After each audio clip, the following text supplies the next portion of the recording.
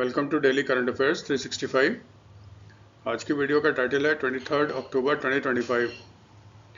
लेकिन लास्ट जो वीडियो आया था 17 को आया था, जिसका मतलब 17, 18, 19, 20, 21, 22 ये तो हो गए, इतने दिन हो गए। इसके भी कुछ न्यूज़ इसमें हैं, कुछ न्यूज़ और बचे हुए हैं। क्योंकि वीडियो बहुत लंबी हो रही थी, इसलिए उसको नेक्स्ट वीडियो में इंक्लूड कर दिया जाएगा। कोई भी इंपॉर्टेंट न्यूज़ छूटेगा नहीं, ठीक है। आज के वीडियो में जो न्यूज़ कवर किया गया है, हमेशा की तरह इसमें इंक्लूड किया गया है वर्ल्ड स्टैटिस्टिक्स डे। तो वर्ल्ड स्टैटिस्टिक्स डे है, ये 22 अक्टूबर को मनाया जाता है। फिर पुलिस कमेमोरेशन डे 2025, ये भारत में मनाया जाता है। ये तो डे हो जाएंगे। फिर प्रधानमंत्री मोदी ने सेलिब्रेट किया था Diwali on board INS Vikrant. देखो, मोदी साहब का जो सेलिब्रेशन था वो इम्पोर्टेंट नहीं है, हमारे काम का है INS विक्रांत, ठीक है। और फिर भारत के पास कौन कौन से एयरक्राफ्ट कैरियर अभी तक आए हैं उसके बारे में डिस्कस करेंगे। फूड एंड एग्रीकल्चर ऑर्गेनाइजेशन, उसने अपना रिपोर्ट रिलीज किया है, ग्लोबल फॉरेस्ट रिसोर्स असेसमेंट 2025। ये जो रिपोर्ट होता है हर 5 इयर्स पे आता है, इसका मतलब 2020 के बाद ये 2025 में आया है। इसके बारे में डिस्कस करेंगे। सनई तकाइची फाइनली ये जापान की प्राइम मिनिस्टर बन गई हैं, और सबसे इम्पॉर्टेंट चीज़ क्या है, ये जापान की फर्स्ट फीमेल प्राइम मिनिस्टर हैं। फिर जापान में ही इंडिया और जापान के बीच एक मैरीटाइम एक्सरसाइज होता है, नेवल एक्सरसाइज होता है, इसका नाम है जिमैक्स। ये आपका जापान में शुरू हो चुका है। फिर भारत और जापान के बीच जितने सारे बायलैटरल मिलिट्री एक्सरसाइज होते हैं उसका एक लिस्ट हम लोग देखेंगे।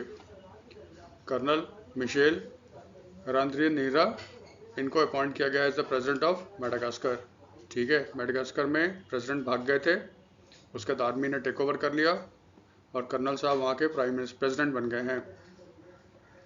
बोलीविया में इलेक्शन हुआ था और रोड्रिगो पाज ये इलेक्ट हुए हैं as the president of Bolivia.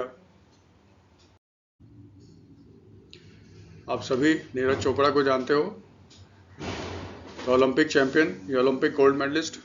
Neeraj Chopra को lieutenant colonel in territorial army का ऑनरी रैंक दिया गया है। भारत के मशहूर फिल्म अभिनेता गोवर्धन असरानी, जिसको हम लोग असरानी के नाम से ज़्यादा फेमस है, उनका डेथ हो गया है। विवेक मेनन, इनको इलेक्ट किया गया है as the chairman of the IUCN species survival commission. ये एशिया के पहले व्यक्ति हैं, या कह लो भारत के और एशिया के पहले व्यक्ति हैं जिनको IUCN स्पीशीज सर्वाइवल कमीशन का चेयरमैन चूज़ किया गया है। फिर एक बिजनेस ग्रुप है जिसका नाम एसोचैम, निर्मल मिंडा इसके चेयरमैन अपॉइंट हुए हैं फॉर 25-26 के लिए। फिर FAO food and agriculture organization, उसने अपना एक अवार्ड दिया है for a sustainable agriculture model in Sundarban. ये एक NGO है, उसने यहाँ पे सस्टेनेबल एग्रीकल्चर मॉडल इम्प्लीमेंट किया है सुंदरबन में, जिसके लिए फाओ का उसको अवार्ड मिला है। फिर एक रिपोर्ट आया होगा, आपने सुना भी होगा, इंडिया को वर्ल्ड का 3rd स्ट्रॉन्गेस्ट एयरफोर्स माना गया है after US and Russia. Sports में India Sultan of Johor cup 2025, ये अंडर 21 हॉकी टूर्नामेंट होता है, मेंस के लिए होता है। फाइनल में इंडिया हार गया ऑस्ट्रेलिया से। और फिर वीडियो के लास्ट में कुछ प्रैक्टिस MCQs होंगे, जो आज के वीडियोस की जो न्यूज़ है उस पर आधारित होंगे, ये आपके प्रैक्टिस के लिए होंगे। और साथ में आज के न्यूज़ के लिए, न्यूज़ पर आधारित जितने सारे MCQs बनेंगे उसको एक PDF फॉर्म में डाल दिया जाएगा, एक लिंक होगा, आप उसे डाउनलोड करके भी प्रैक्टिस कर सकते हो। हमेशा की तरह हम लोग स्टार्ट करते हैं इम्पॉर्टेंट डेट से। वर्ल्ड स्टैटिस्टिक्स डे, ठीक है, ये मनाया कब गया था, 20 अक्टूबर 2025 को। और देखो, ये थीम है 2025 का, quality statistics and data for everyone. तो ये है आपका वर्ल्ड स्टैटिस्टिक्स डे। इसके बारे में याद क्या रखना है, जो यूनाइटेड नेशंस की जनरल असेंबली है उसने 3 जून 2010 को एक रेजोल्यूशन पास किया, और उसने कहा कि 20 अक्टूबर 2010 को मनाया जाएगा वर्ल्ड स्टैटिस्टिक्स डे, ठीक है। मतलब एक बार के लिए किया। फिर उन्होंने क्या किया, फिर 2015 में एक रेजोल्यूशन पास किया और कहा कि इस साल 20 अक्टूबर को हम लोग मनाएंगे वर्ल्ड स्टैटिस्टिक्स डे। ठीक है, इसका मतलब 2010 के बाद अगला जो मनाया गया था 2015 में मनाया गया था, और इसी रेजोल्यूशन में कहा गया था आज के बाद यानी 2015 के बाद हर 5 साल पे वर्ल्ड में मनाया जाएगा वर्ल्ड स्टैटिस्टिक्स डे। तो नॉर्मली क्या होता है, जो भी डे होता है वो हर साल मनाया जाता है, लेकिन वर्ल्ड स्टैटिस्टिक्स डे की खासियत क्या है, ये 5 ईयर्स पे मनाया जाता है। यही यूनिक चीज़ है, यही हमें याद रखना है। आप जानते हो इसका मतलब अगला कब होगा, 2030 को होगा, फिर 35, फिर 40 अगर कोई चेंज ना हो तो। आप जानते हो, एक तो डे याद रखते हैं, ठीक है, किस दिन मनाया जाता है। दूसरा याद रखें थीम, 2025 का जो थीम है, driving change with quality statistics and data for everyone. तो यूनाइटेड नेशंस ने ये थीम चुना है 2025 के लिए। ध्यान रखिएगा, भारत में जो नेशनल स्टैटिस्टिकल डे होता है उसको 29 जून को मनाया जाता है। क्यों? क्योंकि ये जन्मदिन है पीसी महालनोबिस को, प्रसन्नता चंद्र महालनोबिस। ठीक है, भारत में फादर ऑफ स्टैटिस्टिक्स इन्हीं को कहा जाता है। आईएसआई कोलकाता, इन्होंने इंडियन स्टैटिस्टिकल इंस्टीट्यूट कोलकाता इन्होंने बनाया। और भारत का जो दूसरा 5 ईयर प्लान था, ठीक है, फर्स्ट नहीं, फर्स्ट तो था 51 से 56, सेकंड 5 ईयर प्लान जो था 56 से 61, उसको इंडियंस ने बनाया था और उसको कहा जाता है नेहरू महालनोबिस मॉडल। एक्चुअली महालनोबिस ने उस प्लान को तैयार किया था। तो जो सेकंड 5 ईयर प्लान है भारत में सॉरी, फ्रॉम 1956 टू 61, ये महालनोबिस प्लान के रूप में भी बहुत फेमस है। कंफ्यूज नहीं होना है, वर्ल्ड स्टैटिस्टिक्स डे अलग मनाया जाता है और नेशनल स्टैटिस्टिकल डे अलग मनाया जाता है। फिर एक छोटा सा है पुलिस कमेमोरेशन डे, इसको मनाया जाता है 21 अक्टूबर को एवरी ईयर। क्यों? 21 अक्टूबर 1959 को चाइनीज ट्रूप ने हॉट स्प्रिंग्स लद्दाख, ठीक है, यहाँ पे आक्रमण किया था और उस एरिया में 10 पुलिसमैन जो पेट्रोलिंग कर रहे थे, जिनके पास अच्छे क्वालिटी के हथियार भी नहीं थे, उन्होंने चाइनीज़ के साथ लड़ते हुए अपनी प्राण की आहुति दे दी। उसी दिन को हर साल मनाया जाता है पुलिस कमेमोरेशन डे। बस इतना ही याद रखना, ये मनाया कब जाता है, 21 अक्टूबर को हर साल। फिर दिवाली का मौसम था, या सीज़न कह लीजिए या डे कह लीजिए। Prime minister Modi Diwali celebrate किया है आईएनएस विक्रांत पे। ये आईएनएस विक्रांत है, ठीक है, और ये हमारे मोदी साहब। दिवाली वो कहाँ मनाते हैं देखो, इम्पोर्टेंट नहीं है, हमारे लिए इम्पोर्टेंट है आईएनएस विक्रांत के बारे में जानने के लिए। जो आईएनएस विक्रांत है ये अभी डिप्लॉयड है off the coast of Goa, यानी कि बे ऑफ बंगाल में है। आपको याद होना चाहिए, जब भारत ने ऑपरेशन सिंदूर लॉन्च किया था, नेवी का भी डिप्लॉयमेंट किया गया था।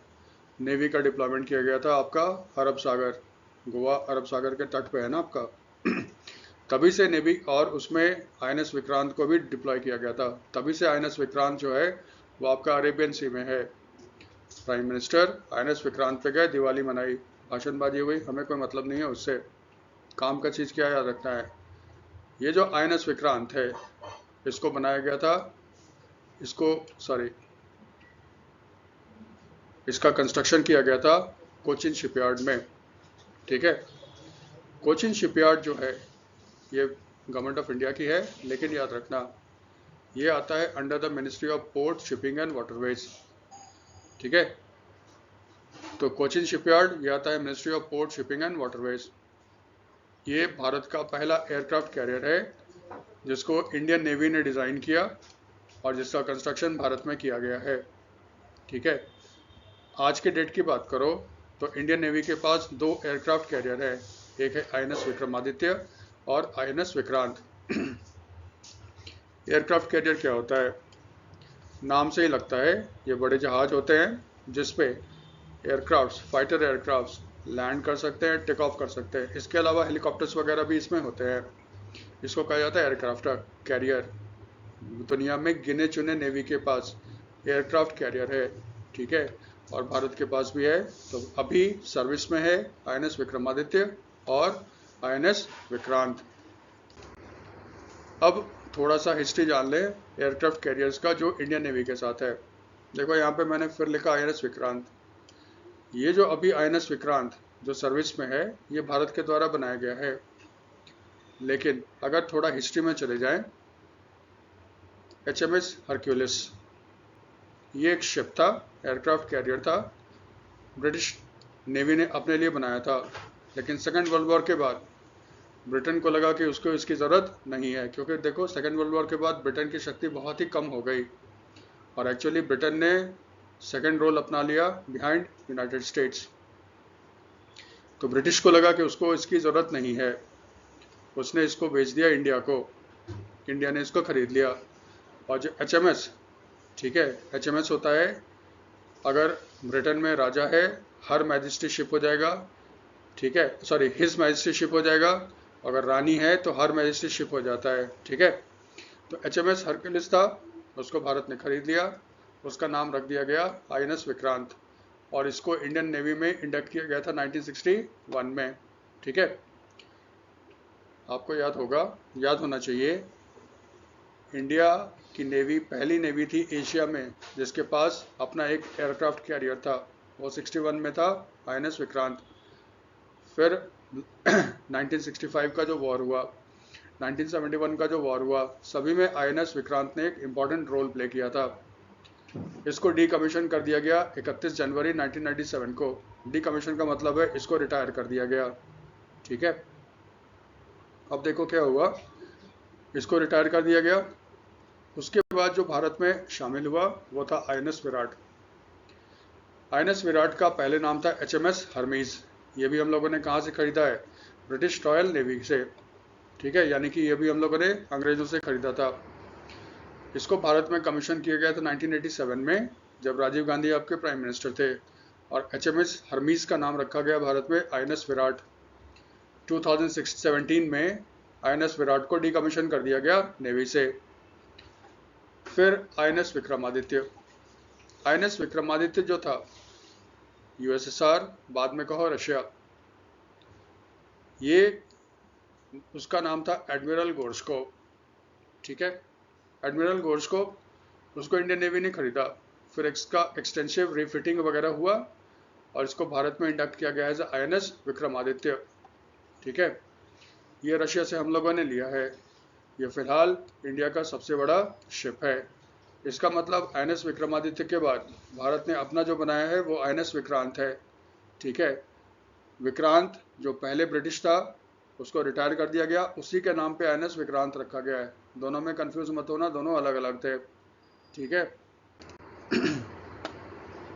फिर फूड एंड एग्रीकल्चर ऑर्गेनाइजेशन, ये यूनाइटेड नेशंस की संस्था है, इसने रिलीज किया है global forest resource assessment GFRA 2025, ठीक है। सबसे पहले क्या याद रखना है, इसको रिलीज करने वाली संस्था कौन सी है, फूड एंड एग्रीकल्चर ऑर्गेनाइजेशन, ये यूनाइटेड नेशंस की एक एजेंसी है। और याद रखना FAO, इसका हेडक्वार्टर कहाँ पे है, रोम। रोम किसकी राजधानी है, इटली की। ये तो स्टैटिक पोर्शन हो गया। दूसरा, पहली बार इस रिपोर्ट को रिलीज किया गया था 1948 में, ठीक है, इस रिपोर्ट को, लेकिन अब हर 5-5 साल पे इसको रिलीज किया जाता है। इसका मतलब लास्ट रिपोर्ट कब रिलीज हुआ था, 2020 में, फिर रिलीज कब हुआ है, 2025 में, अगला फिर कब आएगा, 2030 में। याद क्या रखना, ये सबसे इंपॉर्टेंट है, कितने सालों पे इसको रिलीज किया जाता है, इसको 5 ईयर्स पे रिलीज किया जाता है, यही सबसे इंपॉर्टेंट चीज़ है जो आपको याद रखना है। दूसरा, इंडिया 2020 में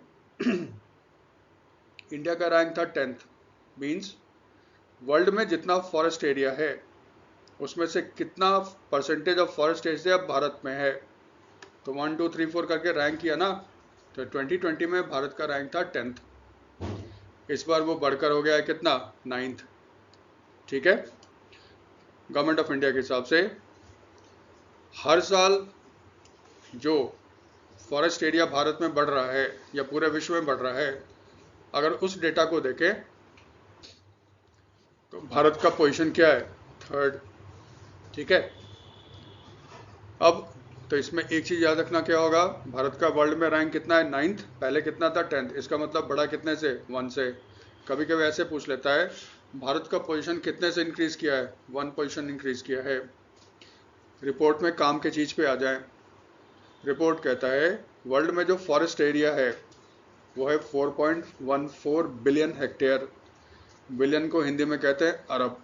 तो 4.14 अरब हेक्टेयर जो लैंड है वर्ल्ड में वो फॉरेस्ट के अंदर आता है, जो कि अर्थ के टोटल लैंड एरिया का 32% है।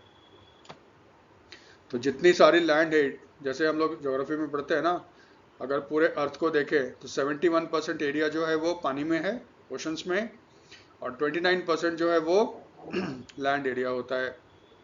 तो वो जो लैंड एरिया है अर्थ का, उसका 32% जो है ना वो फॉरेस्ट के अंदर है। और अगर इसकी बात करें तो ये होता है 4.14 बिलियन हेक्टेयर्स। ठीक है। अब रैंकिंग देख लें, top 10 countries having maximum forest area. Top पे कौन है, रशिया। वर्ल्ड का जितना फॉरेस्ट एरिया है 4.14 बिलियन हेक्टेयर्स में से 20% जो एरिया है वो रशिया में पाया जाता है। सेकंड रैंक पे है ब्राज़ील, जितना वर्ल्ड का फॉरेस्ट एरिया है उसका 12% ब्राज़ील में है। इसी तरह थर्ड पे कनाडा, फोर्थ पे यूएस, फिफ्थ पे चाइना, सिक्स पे है democratic Republic of Congo, seventh पे है आपका ऑस्ट्रेलिया, एट्थ पे है इंडोनेशिया और नाइन्थ पे है आपका इंडिया। इसका मतलब रिपोर्ट के हिसाब से वर्ल्ड का जितना फॉरेस्ट एरिया है उसका 2% जो है वो इंडिया में पाया जाता है। और रिपोर्ट के हिसाब से भारत में कितने एरिया में फॉरेस्ट है, 72739 हेक्टेयर्स, यानी 72,739 हेक्टेयर्स, 72,739 हेक्टेयर्स एरिया जो है इंडिया में फॉरेस्ट का है। और 10th पे आता है पेरू। ठीक है, ये काम का है। लेकिन देखो हमारे देश में भी निकाला जाता है India state of forest report. Last जो रिपोर्ट आया था वो 2023 में आता है, हर 2-2 साल पे ये रिपोर्ट आती है आपकी। ठीक है, मिनिस्ट्री ऑफ इन्वायरमेंट के अंदर आती है, वो निकालता है आपका।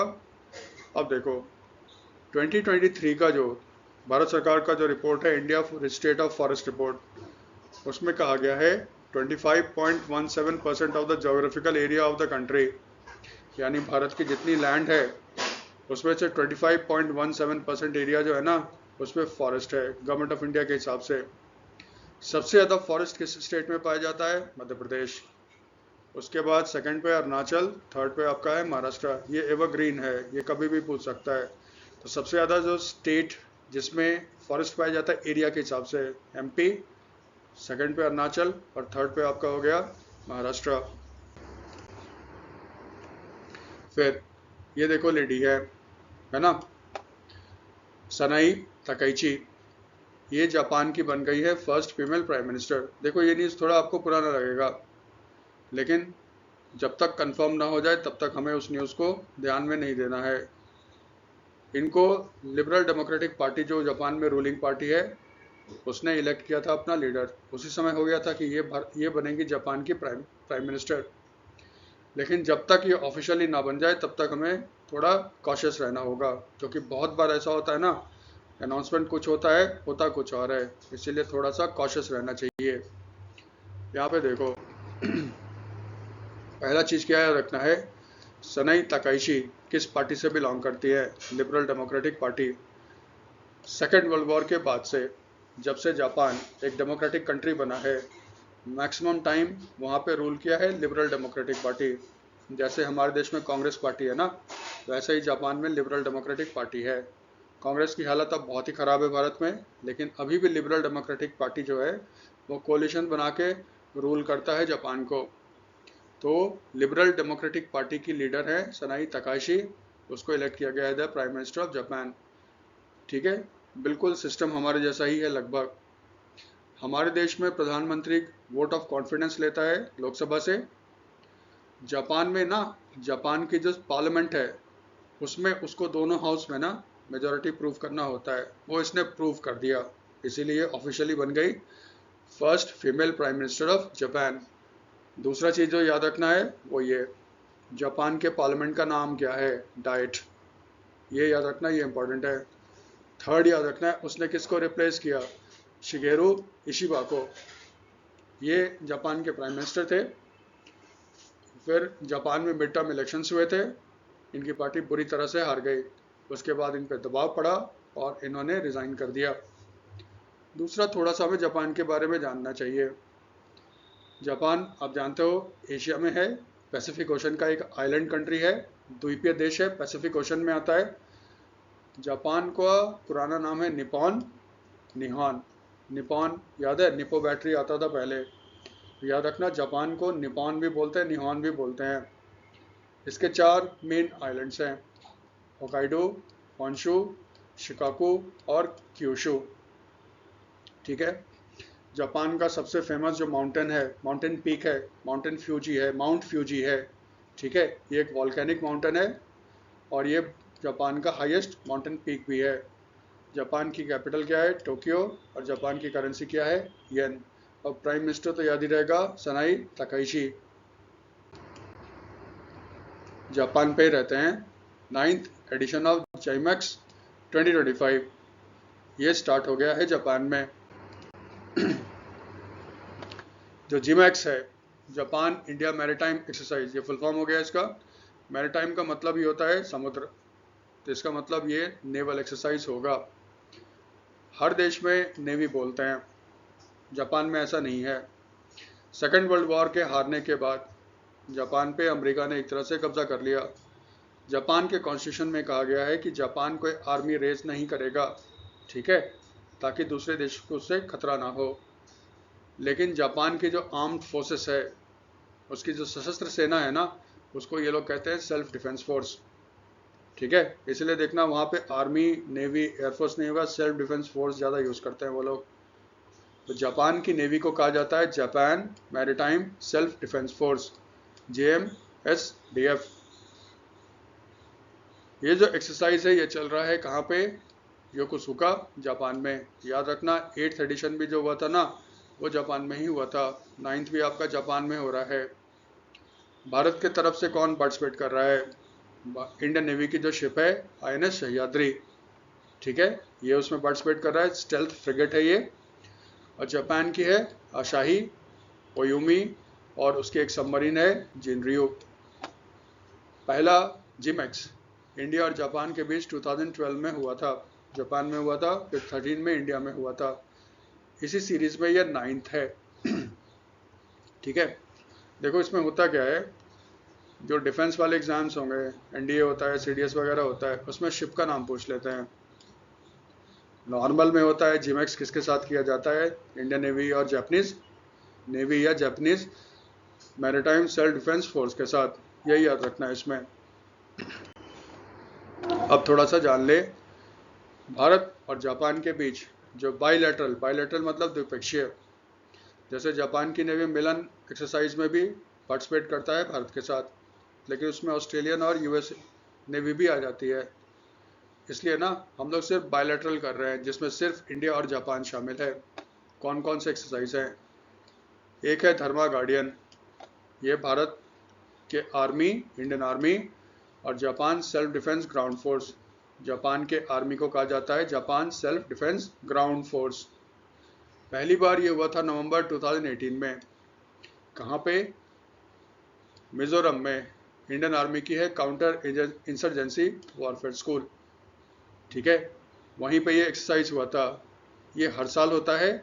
और जो 5वां एक्सरसाइज था ये हुआ था महाजन फील्ड फायरिंग रेंज, राजस्थान में। ये हुआ था 2024 में। इसका मतलब जो 6th होगा ना, वो जापान होस्ट करेगा। दूसरा जो एक्सरसाइज है वो है वीर गार्डियन। धर्मा आ जाएगा, इसका मतलब आर्मी है। वीर शब्द जैसे ही आ जाएगा तब आ जाएगा एयरफोर्स, इसका मतलब ये इंडियन एयरफोर्स और Japan air self defence force के बीच में होता है। पहली बार हुआ था जापान में जनवरी 2023 में, उसके बाद से अभी तक हुआ नहीं है। एक है एक्सरसाइज शिन्यू मैत्री, ये भी होता है एयरफोर्स और इंडियन एयरफोर्स और Japan air self defence force के बीच में। तो फिर वीर गार्डियन और इसमें फ़र्क क्या है? वीर गार्डियन में ना कॉम्बैट एयरक्राफ्ट जाते हैं, लड़ाकू विमान जाते हैं, जबकि एक्सरसाइज शिन्यू मैत्री में इसमें पार्टिसिपेट करते हैं मल्टी रोल ट्रांसपोर्ट एयरक्राफ्ट, जैसे C-130 हरक्यूलिस है, AN-32 एंटोनोव जो ट्रांसपोर्ट प्लेन है, ये पार्टिसिपेट इसमें करते हैं। ये दोनों में डिफरेंस है। ये अभी तक एक ही बार हुआ था, 2023 में हुआ था कोमात्सु जापान में, उसके बाद नहीं हुआ है जापान में। अब इसको भी थोड़ा सा ध्यान रखना। फिर पर्सन इन न्यूज़ पे आ जाए, ये है कर्नल माइकल रेंड्रिया निरीना। ये आर्मी के ऑफिसर है और ये मेडागास्कर के प्रेसिडेंट बन गए हैं। मेडागास्कर में पॉपुलर जेन जी रिवोल्ट हुआ था, ठीक है, किसके खिलाफ? उस समय प्रेसिडेंट थे एंड्री रजोलिना, ठीक है। मेडागास्कर बहुत अमीर राज्य नहीं है, अफ्रीका का पार्ट है ये। वहाँ पे पानी का शॉर्टेज, पावर का शॉर्टेज, इकॉनमी अच्छी नहीं है, तो ये पानी और पावर का जो बार बार कट होता था, शॉर्टेज होता था, उसके खिलाफ वहाँ के यूथ, जिनको जेन जी भी बोलते हैं ना, उन्होंने रिवोल्ट कर दिया। धीरे धीरे धीरे धीरे रिवोल्ट इतना तगड़ा हो गया कि उन्होंने कहा कि सरकार के खिलाफ हो गया। एंड्री रजोलिना ये वहाँ से भाग गए। जब ये वहाँ से भाग गए ना, तो फिर वहाँ की कंट्री ने क्या किया, यहाँ की कंट्री के पार्लियामेंट ने क्या किया, उनको इम्पीच कर दिया। किस बात पे? देश में क्राइसिस है और अब देश छोड़कर भाग गए, आपने अपनी ड्यूटी नहीं निभाई, उनको पार्लियामेंट ने इम्पीच कर दिया। उसके बाद ये जो कर्नल माइकल साहब हैं, उन्होंने क्या किया, उन्होंने सत्ता को अपने हाथ में ले लिया और वहाँ की जो कॉन्स्टिट्यूशनल कोर्ट है उसने उसको अप्रूव भी कर दिया है। तो कर्नल माइकल रेंद्रिया निरीना ये प्रेसिडेंट बन गए मेडागास्कर के। एक चीज़ का ध्यान रखना, ये शब्द फिर आया है, जेंजी रिवोल्ट, आपको याद होगा पिछले महीने ये नेपाल में हुआ था। नेपाल में जो प्राइम मिनिस्टर थे KP शर्मा ओली, उनके खिलाफ जेंजी ने रिवोल्ट किया, वो देश छोड़कर भाग गए। फिर सुशीला कर्की, उनको इंटरिम प्रेसिडेंट बनाया गया ना नेपाल का। जेंजी किसको बोलते हैं? जेंजी उन यूथ्स को डिनोट करता है जिनका जन्म लेट 1990s और अर्ली 2000s में हुआ था। ये जो जनरेशन है ना, इसके समय आपका स्मार्टफोन आया और ये लोग स्मार्टफोन एडिक्टेड जनरेशन भी बोलते हैं। यानी कि जो स्मार्टफोन एडिक्टेड जनरेशन है जिसका जन्म लेट 1990s और अर्ली 2000 में हुआ है, उसको जेंजी बोलते हैं, ठीक है। यानी कि ये सारे वो फ़ोन वाले हैं, है ना, इसी को कहते हैं जेंजी। ध्यान थोड़ा ये भी रखना, नेपाल से लिंक कर दो, ठीक है। खड़ग प्रसाद KP शर्मा ओली, खड़ग प्रसाद शर्मा ओली, उनके खिलाफ हुआ, वो भाग गए। और दूसरा भागने वाले कौन है? ये मेडागास्कर के राष्ट्रपति एंड्री रजोलिना, ठीक है। थोड़ा सा इसमें स्टैटिक कर लो, मेडागास्कर के बारे में जान लो। ये एक आइलैंड कंट्री है off the south eastern coast of Africa, ठीक है। मेडागास्कर दुनिया का 4th लार्जेस्ट आइलैंड है after Greenland, New Guinea and Borneo. यानी कि दुनिया का ये चौथा सबसे बड़ा द्वीप है, Greenland, New Guinea and Borneo के बाद। इसका कैपिटल है अंतनारिवो और इसकी करेंसी है हरीरिया, ठीक है, हरीरे, ये उसका कैपिटल है। तो ये स्टैटिक पोर्शन भी याद रखिएगा और जेंजी भी याद रखना, इसको नेपाल के साथ लिंक करके देखना। फिर इलेक्शन में रहते हैं, ये है रोड्रिगो पाज और ये चुनाव जीत गए किसके? प्रेसिडेंट ऑफ बोलिविया, ठीक है। देखो पहला, बहुत बार ऐसा होता है ना, वो लोग ये पूछ लेते हैं रोड्रिगो पाज जो इलेक्ट हुए as the president of Bolivia, ये किस पार्टी से बिलोंग करते हैं, तो पार्टी भी याद रखना जरूरी होता है। रोड्रिगो पाज जो हैं ये लीडर हैं क्रिश्चियन डेमोक्रेटिक पार्टी के। वहाँ पे रन ऑफ प्रेसिडेंशियल इलेक्शन हुआ और ये जीत गए, ठीक है। और इसने हराया किसको? जोर्गे टूटो क्यूरोरंगा को, हो सकता है प्रोनाउंसिएशन सही ना हो, ठीक है, तो उसके लिए माफ़ी। तो क्रिश्चियन डेमोक्रेटिक पार्टी के रोड्रिगो पाज वो इलेक्ट हुए। रन ऑफ प्रेसिडेंशियल इलेक्शन का मतलब क्या होता है? पेरू के बोलिविया के रूल के हिसाब से, कॉन्स्टिट्यूशन के हिसाब से, जब भी प्रेसिडेंशियल इलेक्शन होगा उसमें जो कैंडिडेट हैं उनको एब्सोल्यूट मेजॉरिटी लाना पड़ता है। एब्सोल्यूट का मतलब होता है 51% वोट आपको चाहिए। अगर किसी कैंडिडेट को 51% वोट नहीं आता तो जो टॉप 2 कैंडिडेट जिसको सबसे ज़्यादा वोट आया है वो फिर दूसरे चरण के चुनाव में खड़े होंगे, उसको बोलते हैं रन ऑफ प्रेसिडेंशियल इलेक्शन। तो फर्स्ट राउंड में टॉप 2 लीडर कौन थे? रोड्रिगो पाज और जॉर्गे टूटो क्यूरंगा। ये इलेक्शन में खड़े हुए, लेकिन जीते कौन? रोड्रिगो पाज। दूसरा चीज़ ये याद रखना है, जैसे एक तो नाम याद रखना है रोड्रिगो पाज का, प्रेसिडेंट ऑफ बोलिविया, एक याद रखना है क्रिश्चियन डेमोक्रेटिक पार्टी, और थर्ड जो याद रखना है ना, बोलिविया के राष्ट्रपति का कार्यकाल कितना होता है, उनका टर्म ऑफ ऑफिस कितना होता है? 5 ईयर्स का होता है।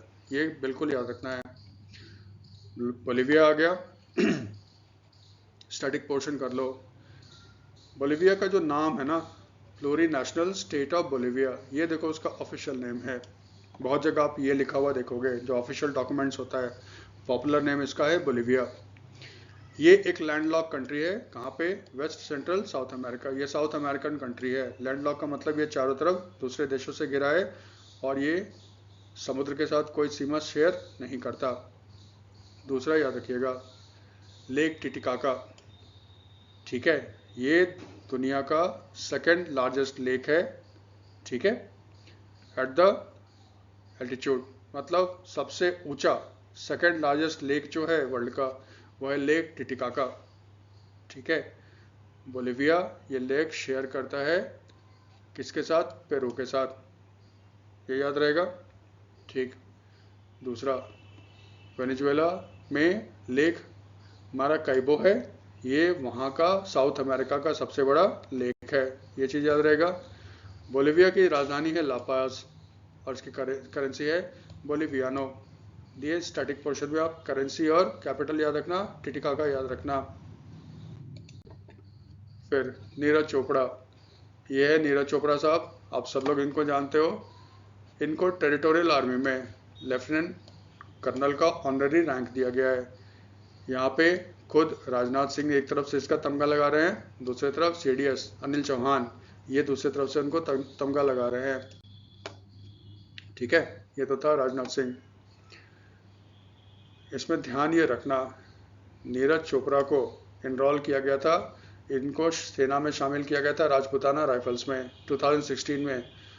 इनको सेना में स्पोर्ट्स कोटा पे शामिल किया गया। ये जैवलिन थ्रोअर हैं, जैवलिन खिलाड़ी हैं, और जब इन्होंने अंतर्राष्ट्रीय स्तर पे मेडल जीतना शुरू किया ना, तो इनको सबसे पहले राजपुताना राइफल्स में इंडियन आर्मी ने शामिल किया, ठीक है। वहाँ पे इनको लेफ्टिनेंट कर्नल का ऑनररी पोस्ट दिया गया था। बाद में क्या हुआ, इसी साल अप्रैल 2025 में राष्ट्रपति मुर्मू उन्होंने नीरज शर्मा को टेरिटोरियल आर्मी में शामिल किया, ठीक है। टेरिटोरियल आर्मी में शामिल हुए 2025 में, और आप देखो अक्टूबर 2025 में इनको ऑनररी रैंक दिया गया है लेफ्टिनेंट कर्नल का, ठीक है। तो ये लेफ्टिनेंट कर्नल है इंडियन आर्मी में भी और लेफ्टिनेंट कर्नल है टेरिटोरियल आर्मी में भी, लेकिन दोनों में ना ऑनररी है, यानी कि मानद उपाधि है। इन्होंने अर्न नहीं किया, इनको सम्मान में दिया गया है। क्यों? इनके खेल के कारण। आप जानते हो 2020 के टोक्यो ओलंपिक्स में इन्होंने जैवलिन में जीता था गोल्ड, और 2024 के पेरिस ओलंपिक्स में इन्होंने जीता था silver medal. World athletics championship में गोल्ड जीतने वाले एकमात्र भारतीय कौन है? नीरज चोपड़ा। और डायमंड लीग, ये एथलेटिक्स का सबसे इम्पॉर्टेंट लीग होता है जिसमें टॉप एथलीट्स भाग लेते हैं। उसमें गोल्ड मेडल जीतने वाले इकलौते एथलीट कौन है? नीरज चोपड़ा। और ये गोल्ड मेडल जीता था उन्होंने 2022 डायमंड लीग फाइनल में, जो हुआ था कहाँ पे? ब्रसल्स, बेल्जियम में। ये 3-4 चीज़ है नीरज चोपड़ा इसके कारण बहुत ही पॉपुलर है, इनका यूनिक अचीवमेंट है, इसीलिए इनको ऑनररी रैंक दिया गया इन द टेरिटोरियल आर्मी और इंडियन आर्मी।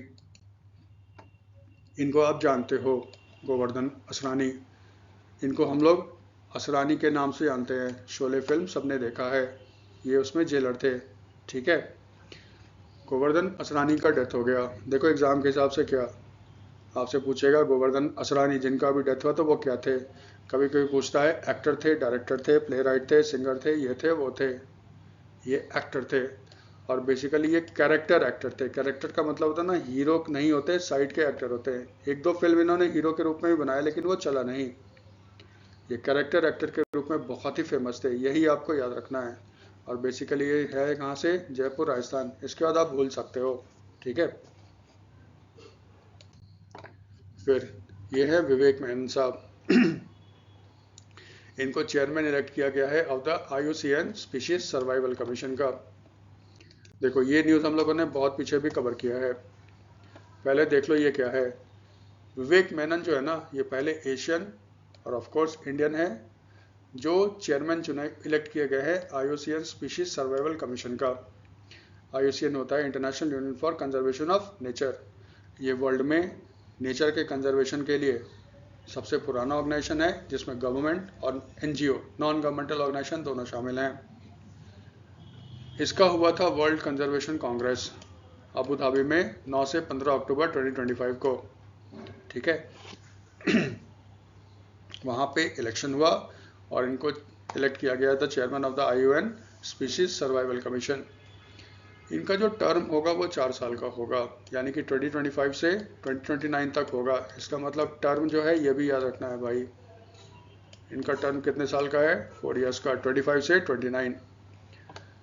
ये बहुत नोटेड एनवायरमेंट कंजर्वेशनिस्ट है। इनका अपना एक NGO है, उसका नाम है wild life trust of India. इसमें डिटेल में और देखना, डॉक्टर सोनाली घोष जो काजीरंगा नेशनल पार्क में ना डायरेक्टर हैं, उनको WCPA कैंटन मिलर अवार्ड से सम्मानित किया गया था इसी IUCN वर्ल्ड कंजर्वेशन कांग्रेस इन अबू धाबी। ठीक है, IUCN के बारे में डिटेल में आप 10 अक्टूबर 2025 का वीडियो देख सकते हो, वहाँ पे आपको पूरा डिटेल मिलेगा IUCN के बारे में। फिर निर्मल मिंडा, इनको इलेक्ट किया गया है द चेयरमैन ऑफ एसोचैम। पहले थोड़ा सा समझ लो, एसोचैम भारत में बहुत सारे बिजनेस लॉबी हैं। बिजनेस लॉबी का मतलब होता है ये जितने भी बिजनेसमैन है, इंडस्ट्रियलिस्ट है, उनका एक ग्रुप है। इनका मेन मकसद क्या होता है, भारत सरकार के साथ लॉबी करना और उनको इन्फ्लुएंस करना ताकि वो ऐसी पॉलिसी बनाए जिससे कि इंडस्ट्री को फ़ायदा हो, कंपनीज को फ़ायदा हो। इस तरह के ग्रुप्स को कहते हैं बिजनेस लॉबी ग्रुप। भारत में एक फेमस है एसोचैम। ठीक है, पहले फुल फॉर्म याद रखना है, associated chambers of commerce and industry of India. ये फुल फॉर्म है एसोचैम का, फुल फॉर्म भी पूछ लेगा। इसके 25-26 के ऑफिस बेरर का इलेक्शन हुआ था। हमें इसमें कुछ नहीं याद रखना, सिर्फ प्रेसिडेंट का नाम याद रखना बहुत होता है। तो एसोचैम के जो नए प्रेसिडेंट हैं वो है निर्मल कुमार मिंडा।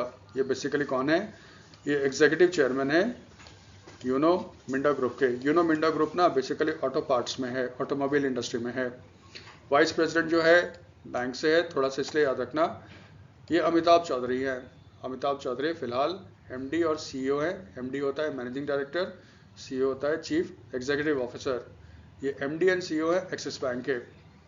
लेकिन अमिताभ चौधरी ये पोस्ट तभी ग्रहण करेंगे जब RBI इसके लिए अप्रूवल देगा, क्योंकि वो बैंक से है ना, तो उसमें रूल है RBI से अप्रूवल लेना पड़ेगा, तभी वो दूसरे पोस्ट पे जा सकते हैं।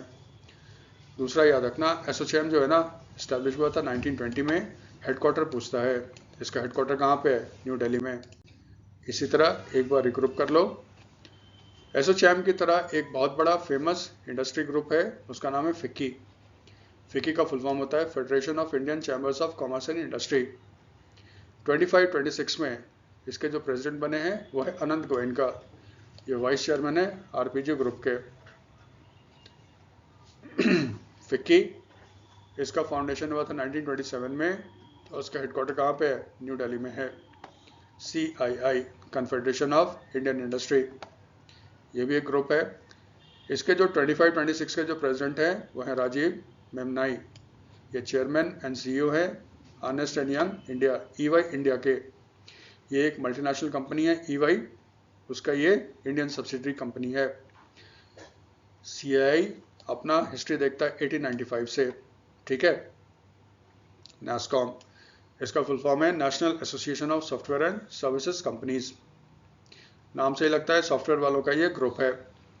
इसके जो प्रेसिडेंट है 25-26 के लिए वो है सिंधु गंगाधरन, ये चेयरपर्सन है NASSCOM के। इसमें ना NASSCOM में प्रेसिडेंट अलग होता है, चेयरपर्सन अलग होता है, तो चेयरपर्सन ही पूछता है।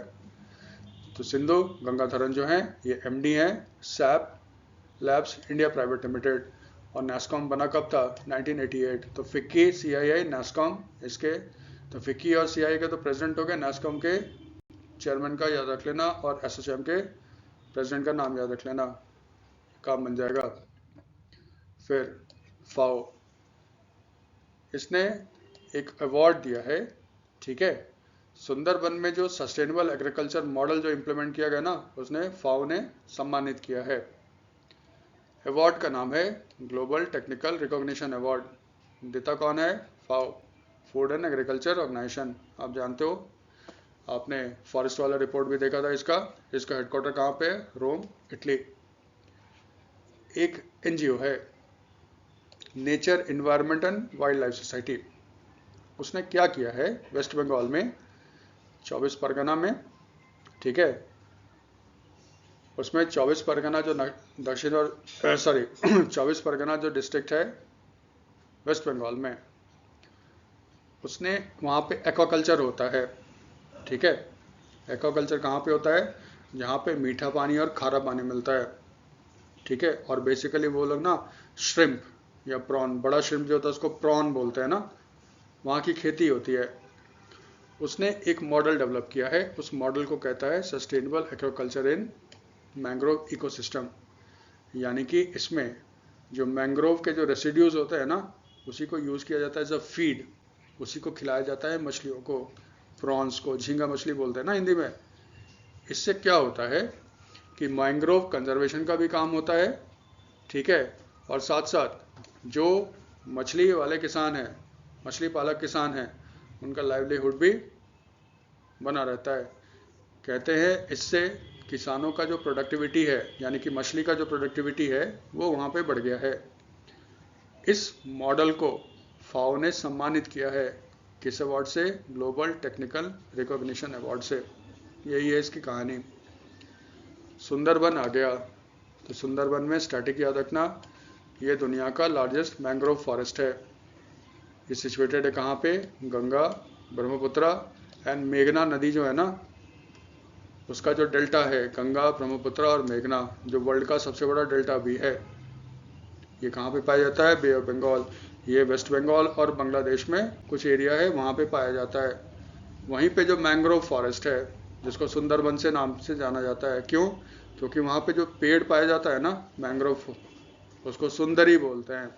उसी से ही आ गया है वन। वन का मतलब बंगाली में वन, हिंदी का वन होता है ना फॉरेस्ट, बांग्ला में बोलते हैं बन, BAN बोलते हैं। तो सुंदरी पेड़ पाया जाता है, जंगल है, इसीलिए उसका नाम ही क्या हो गया? सुंदरबन। और ये मत भूलना, रॉयल बंगाल टाइगर ये सुंदरबन में ही पाया जाता है।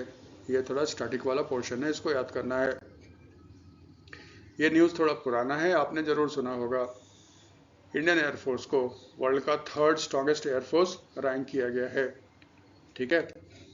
ये जो रिपोर्ट है ना, ये है world directory of modern military aircraft का।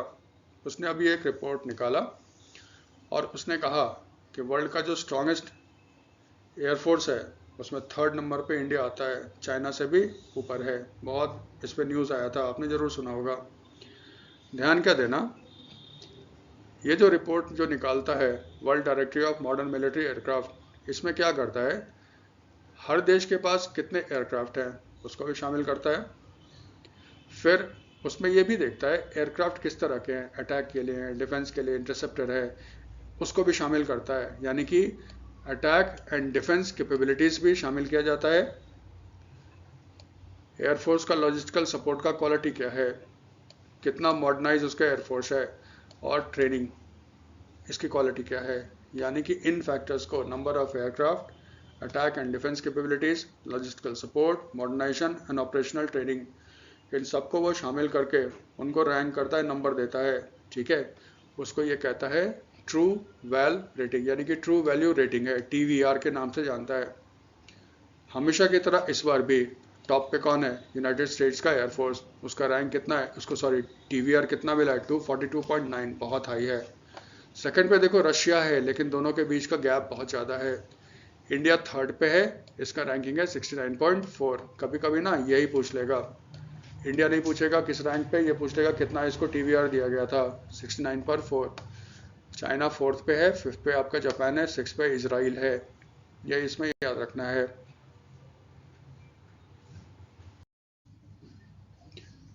स्पोर्ट्स का एक न्यूज़ कवर कर लें। India Sultan of Johor cup, ये हॉकी का अंडर-21 मेंस हॉकी का ये टूर्नामेंट है, जूनियर हॉकी टूर्नामेंट है। उसमें फाइनल में वो हार गया किससे? ऑस्ट्रेलिया से, ठीक है, और उसको मिला सिल्वर। हमेशा याद रखना सुल्तान ऑफ जौहर कप जो होता है ना, ये कहाँ पे होता है? ये मलेशिया में होता है। अगर सुल्तान ऑफ जौहर कप की हिस्ट्री की बात करें, भारत ने टाइटल्स को 3 टाइम जीता है और 5 बार वो सेकंड स्पॉट पे रहा है। इस बार जो हुआ था ना Sultan of Johor cup 2025, third place पे था ग्रेट ब्रिटेन, फोर्थ पे था पाकिस्तान, मलेशिया जो था फिफ्थ पे था, और न्यूजीलैंड जो था वो सिक्स पे था। टोटल कितने टीम ने भाग लिया? 6। Australia, India, great Britain, Pakistan, Malaysia and New Zealand. ठीक है, तो थोड़ा सा स्टैटिक पोर्शन भी कर लें। सुल्तान ऑफ जौहर कप ये जो हुआ था, ऑफ कोर्स मलेशिया में हुआ था। ये किसके लिए है? Men's hockey player below 21 years of age. ये एक एनुअल हॉकी टूर्नामेंट है जो सबसे पहले हुआ था 2011 में। इसको होस्ट कौन करता है? Malaysian hockey confederation. और सबसे सक्सेसफुल टीम कौन है यहाँ पे? Great Britain. उसने कितनी बार जीता है? 4 बार। ऑस्ट्रेलिया और इंडिया ने इसको जीता है 3 टाइम्स। MCQ के कुछ सेक्शंस कर लें। आज के वीडियोस पे कुछ MCQ क्वेश्चंस बनाए गए हैं, एक एक करके देख लेते हैं। First, Which of the following regarding the recently released Global Forest Resource Assessment 2025 is not correct? ध्यान रखना, not correct. First, it is released by the Food and Agriculture Organization (FAO). It is released after every 5 years. C. India was ranked 9th in the world for having 2% of world forest area. D. 34% of the world's land area are under forest. E. None of these. क्या गलत है इसमें, ये ध्यान रखना है। ठीक है, आप जानते हो डी गलत है। ये 34 नहीं है, बल्कि ये कितना है? 32% है। Second, Rodrigo Paz has been recently elected as the president of which of the following country? Rodrigo Paz किस देश के राष्ट्रपति निर्वाचित हुए हैं? Option A Belarus, option B Bolivia, option C Burundi, option D Venezuela, E none of this.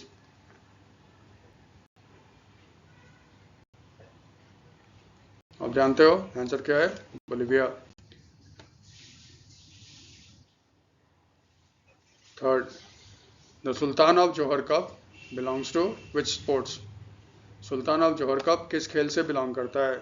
Option A badminton, option B male junior hockey tournament, option C cricket, option D chess, option E none of this. अब जानते हो ये बहुत आसान है, ये किस पे है? Male junior hockey tournament. Fourth, who is Vivek Menon who was in the news recently? Option A, he has been elected as the president of the Associated Chambers of Commerce and Industry of India, ASSOCHAM. Option B, he has been appointed as the president of the Wildlife Institute of India. Option C, he has been elected as the chair of the IUCN Species Survival Commission. Option D, he has won the Gyanpith Award 2024. Option E, none of these.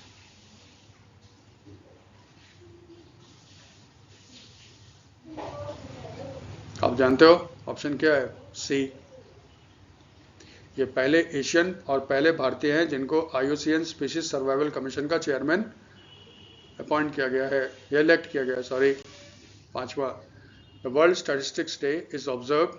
Option A every year, option B 2 years, option C 4 years, option D 5 years, option E none of this. World statistics day कितने दिनों के बाद बनाया जाता है? Option A every year, option B 2 years, option C 4 years, option D 5 years, E none of this.